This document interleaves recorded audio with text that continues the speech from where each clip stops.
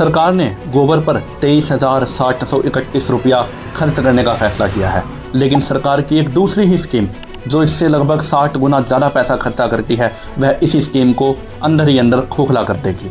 तो चलिए समझते हैं कि मैं भला ऐसा क्यों कह रहा हूँ।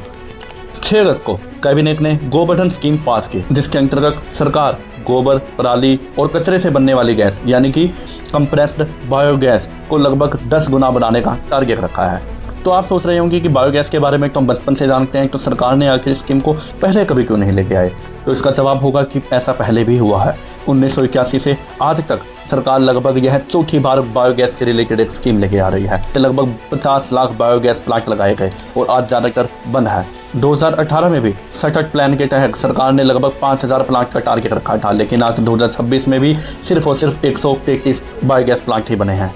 और सबसे बड़ी गलतफहमी लोगों की यह है कि वह समझते हैं कि यह गैस शायद बिकी नहीं होगी। तो इसका आंसर है कि नहीं, गैस हमेशा बिक जाती है। इसका मेन रीज़न है कि बायोगैस प्लांट से बनने वाले खाद की बिक्री ना होना। उदाहरण के लिए पंजाब के संगरूर का एक वर्बियो प्लांट देखिए, जहां रोज़ लगभग 33 टन गैस और लगभग 650 टन खाद बनता है। और देखते ही देखते एक समय में इसी प्लांट में लगभग 25,000 टन से भी ज़्यादा खाद इकट्ठी हो चुकी थी और उसे खरीदने के लिए कोई अवेलेबल नहीं था। आखिर ऐसा क्यों?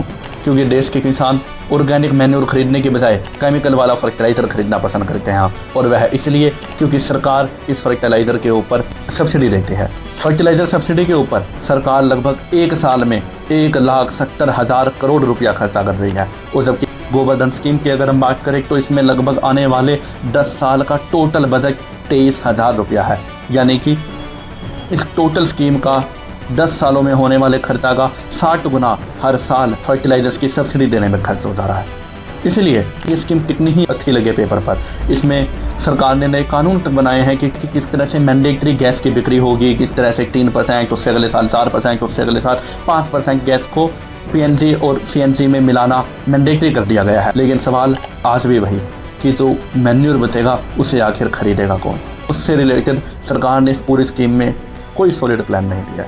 तो मेरा प्रपोजल बस इतना है कि सरकार सिंपली केमिकल फर्टिलाइजर्स के ऊपर की सब्सिडी को धीरे धीरे थोड़ा कम करे और किसानों को ये गोबर से बना हुआ मैन्योर देने की तरफ थोड़ा सा पुश करे।